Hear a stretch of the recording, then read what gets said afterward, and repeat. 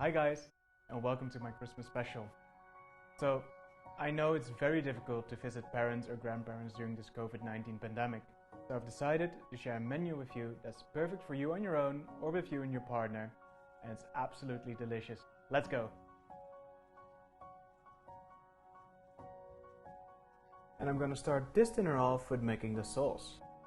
To make the sauce, I heat 800 grams of beef fond in one pan and start making a roux in the other.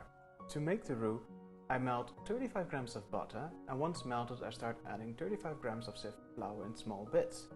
Whilst adding the flour, it's important to keep whisking, and once everything is fully incorporated I start mixing the roux with my beef fond. Now the beef fond has reduced for about 15 minutes, so this is a perfect time to start thinking about adding extra flavor to my sauce. And to do that I'm gonna start with browning 30 grams of bacon. And once these are fully browned, I'm also gonna add 30 grams of onions, 25 grams of carrots, 1 bay leaf, and a little bit of thyme.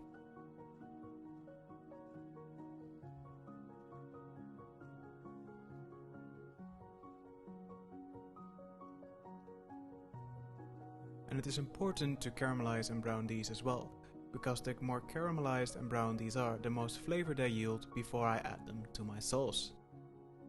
Now, there is still a lot of flavor left over in that skillet. And to get this flavor I'm going to deglaze my pan with 250 milliliters of white wine, scrape the bottom and let it reduce about halfway before adding it to my sauce. Now the sauce has to reduce for another 20 minutes. And whilst reducing, I'm gonna skim all the foam that forms on top. At the same time that the sauce is reducing, I'm gonna heat up one more pan with 250 milliliters of red wine. I'm going to bring the wine to a simmer, and once it's simmering I'm going to add 5 crushed peppercorns, about 30 grams of shallots, and a little bit of thyme and bay leaf. This mixture also has to reduce for about 15 minutes. Once the beef stock has been reducing for about 20 minutes and half in size, it's time to strain it. I pass it through a sieve and I make sure that I get all the mixture out of there. Then I mix the now strained beef fond with a red wine mixture and giving it a good stir, and as you can see a really beautiful deep dark red color is starting to form. I let this simmer for another 5 minutes or so, strain it, and then our sauce is ready. So the sauce is done, and the good thing of this sauce, it can be literally done a day before or a couple of hours in advance, so if all your hands free for what's coming up next. Let's go! For this Christmas dinner I'm going to make honey glazed carrots, butter mashed potatoes, and a gorgeous ribeye steak. Let's get into it.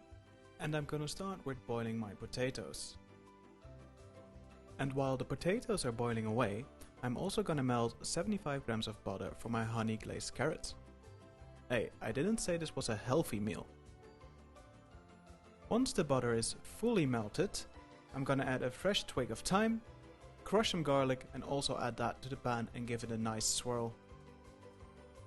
Then we add all of the carrots, 1 cup of tangerine juice, 1 cup of water,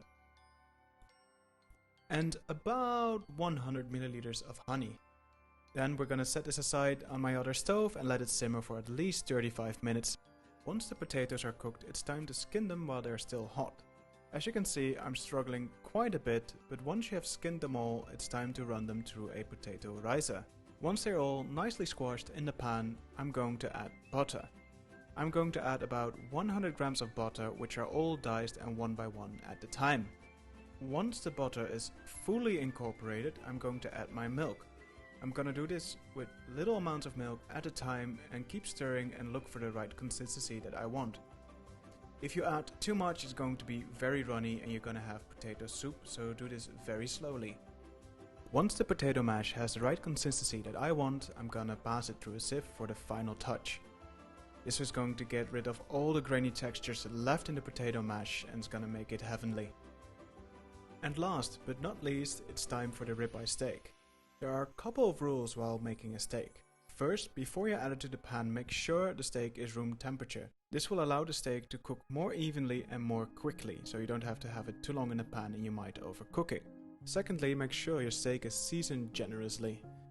At this point I notice that my pan is not hot enough even on max settings, so I have to move it to another stove to save this beautiful piece of meat. Luckily I was able to save the ribeye, and after it has rested for about 10 minutes, I cut it open and it's perfectly medium rare. Now it's time for plating. I start with a dollop of mashed potato on the bottom, put carrots in a cross shape on top of it and place my pieces of meat right on top. Then I finish the whole dish up with the sauce we made at the beginning, and it's time for a beautiful Christmas dinner. I really hope you liked this menu that I presented for you and that it inspired you to make something absolutely delicious for Christmas. So all of you, please stay safe, be careful, and have a very good Christmas. See you in the next time.